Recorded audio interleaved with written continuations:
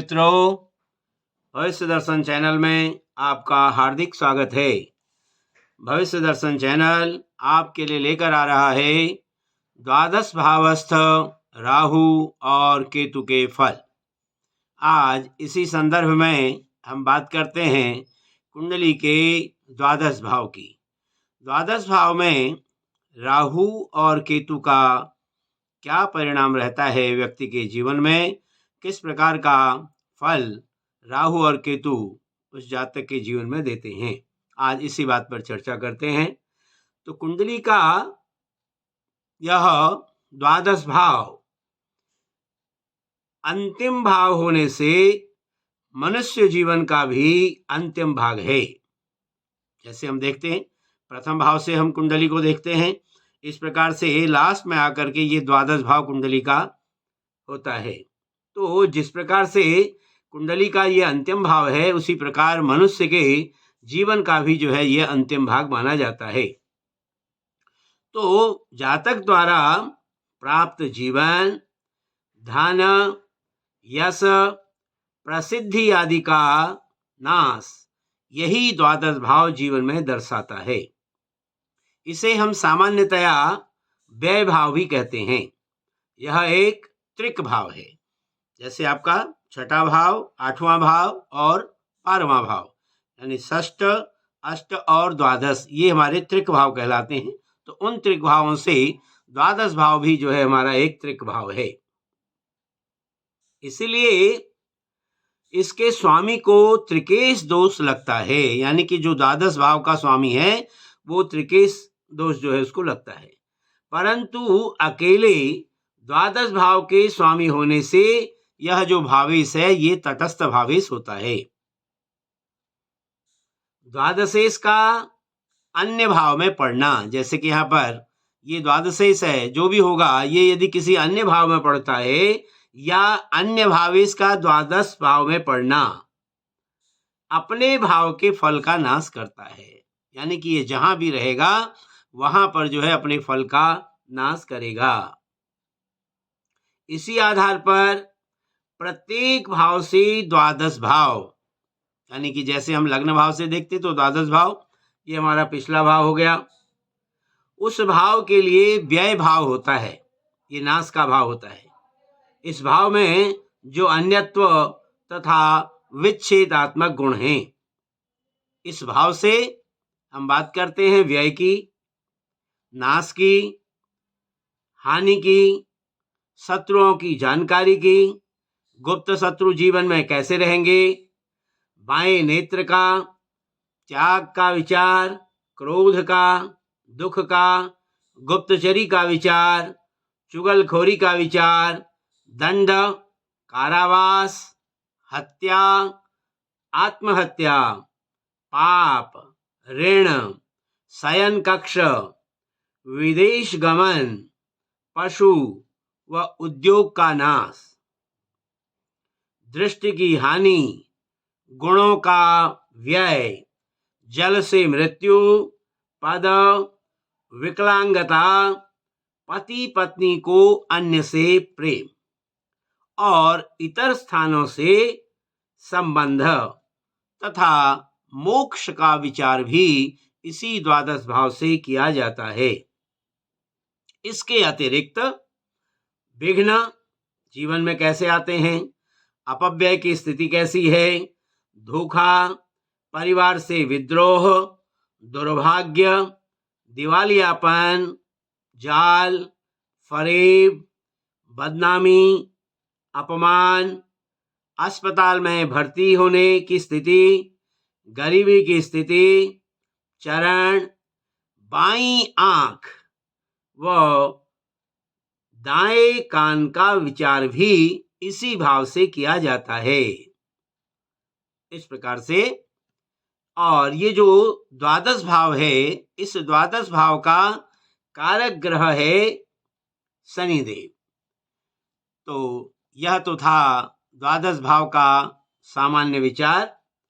अब बात करते हैं कि द्वादश भाव में जब राहु की स्थिति कुंडली में होती है तो उसमें किस प्रकार का परिवर्तन, किस प्रकार का विचार जो है व्यक्ति के जीवन में आता है, इस पर चर्चा करते हैं। तो द्वादश भाव में राहु की जो स्थिति है वो अशुभ मानी गई है, क्योंकि राहु भी पापी ग्रह है, व्यय भाव में, नाश भाव में ये बैठता है, तो ये अशुभ स्थिति इसकी मानी गई है। जिस जातक के द्वादश भाव में पुरुष राशि में राहु हो, वह नीच प्रकृति युक्त होता है। ऐसा जातक प्रपंची होता है, कपटी होता है, कुटिल होता है, घमंडी होता है, नेत्र रोगी होता है, चर्म रोगी होता है और असत्य भाषण करने वाला होता है, चंचल है, डरपोक है, दुराचारी है, मूर्ख है। ऐसा जातक जो है द्वादश भावस्थ रहने वाला और अल्प बुद्धि वाला, काम का आतुर, व्ययशील, चिंतन तथा सेवक होता है। वह पत्नी की चिंता से हमेशा ग्रस्त रहता है तथा अल्प संततिवान होता है। ऐसे जातक के प्रायः पैरों में चोट लगती है। वह दुष्ट संगति में अपनी धन का अपव्यय करता है, क्योंकि ये व्यय का भी हमारा घर है। तो राहु द्वादश भाव में होने से जातक का प्रायः जो धन है वो दुष्ट संगति में व्यय होता है। ऐसा जातक पत्नी से सैया सुख की न्यूनता के कारण परस्त्रीगामी भी हो जाता है तथा पत्नी से तलाक व दूसरे विवाह तक की नौबत भी आ जाती है। द्वादश भावस्थ राहु यदि पुरुष राशि में होता है तो। परंतु यदि यहाँ पर द्वादश भाव में राहु है और वो स्त्री राशि में है, तो वो ऐसी स्थिति में ये राहु जो है अधिक शुभ फलों को देता है। द्विभार्या योग की संभावना फिर भी बनी रहती है। धनार्जन तथा व्यय दोनों ही ऐसे जातक के जीवन में अधिक होते हैं। ऐसा जातक आध्यात्म के प्रति रुझान रखता है, परंतु अपने स्थान से इतर स्थान यानी कि अपने गृह स्थान से जो है वो बाहर यानी कि विदेश में कार्यरत रह करके ऐसा जातक सफल होता है, क्योंकि राहु जो है वो विदेश का जो है कारक है। तो इस प्रकार से राहु यदि द्वादश स्थिति राहु की है तो प्रायः ऐसे वो जातक को विदेश में रह करके कार्यरत करने में सफल करता है। और ऐसे जातक की जो पत्नी है उस पत्नी को 45वें वर्ष की आयु में प्रायः पीड़ा रहती है। ये तो था द्वादश भाव में राहु की स्थिति पर विचार। अब बात करते हैं कि द्वादश भाव में यदि जातक के केतु हो तो वो किस प्रकार का प्रभाव जातक के जीवन में डालता है। तो राहु की भांति केतु की जो स्थिति है वो द्वादश भाव में वो भी शुभ नहीं मानी गई है। जिस जातक के द्वादश भाव में केतु होता है वह एक तो खर्चीला होता है, व्यय की वृद्धि उसके जीवन में बनी रहती है, हमेशा चिंतित रहने वाला होता है, प्रवासी होता है, वो भी घर से बाहर रहता है और सन की प्रवृत्ति का होता है, बुद्धि से बड़ा चंचल होता है, धूर्त होता है, ठग है तथा अविश्वासी होता है। ऐसा जातक भूत प्रेत भगाने के नाम से भोले भाले व्यक्तियों को ठगता है। ऐसे जातक के पैर, नेत्र, वस्ती और गुदा में उसके रोग की संभावना बनी रहती है या रोग होते हैं। जातक का जो अधिक व्यय है वो धार्मिक कार्यों में होता है। जैसे आपने देखा अभी कि राहु यदि द्वादशस्थ होगा तो जो है ये गलत कार्यों में जो है व्यय को करता है, लेकिन यदि केतु जो है द्वादश भाव में है तो ये केतु जो है जो व्यय तो कराता है लेकिन धार्मिक कार्यों में कराता है। यह व्ययाधिक्य होने के कारण ऐसा जातक ऋणग्रस्त भी हो जाता है। जिसके द्वादश भाव में केतु होगा तो उसके खर्चे बढ़ने से जो है वो ऋणग्रस्त हो जाता है।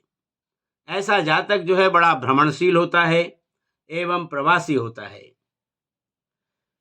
और यदि द्वादश भाव में विद्यमान यहाँ पर केतु पर यदि गुरु का प्रभाव हो, गुरु की युति हो या गुरु की दृष्टि जो है इस केतु पर पड़ रही हो, तो ऐसा जो जातक है वो इंद्रियों पर विजय पाने वाला तथा साधु स्वभाव का व्यक्ति होता है। और शुक्र की युति के साथ होने पर जातक शक्ति की आराधना करता है। क्या बताया कि गुरु की यदि युति है या गुरु की दृष्टि केतु पर है तो ऐसा जातक जो है वो अपने इंद्रियों पर विजय पाने वाला और साधु स्वभाव का होता है। लेकिन यदि शुक्र की युति यदि केतु के साथ होती है तो जातक जो है भगवान मां शक्ति की आराधना करता है। और यदि अशुभ चंद्रमा का प्रभाव केतु पर पड़े तो जातक व्यभिचारी हो जाता है। और पापराशिस्त केतु होने से जातक को जीवन भर संघर्षरत रहना पड़ता है। ये द्वादश भाव में केतु की स्थितियां हैं। और ऐसे जातक की जो पत्नी है उस पत्नी को भी 45वें वर्ष में पीड़ा होती है। राहु की स्थिति भी यही है। राहु भी यदि द्वादश भाव में होता है तो वो भी पत्नी को 45वें वर्ष में पीड़ा देता है। और केतु भी यदि द्वादशस्थ हो तो ऐसा केतु भी जो है वो 45वें वर्ष में पत्नी को पीड़ा देता है।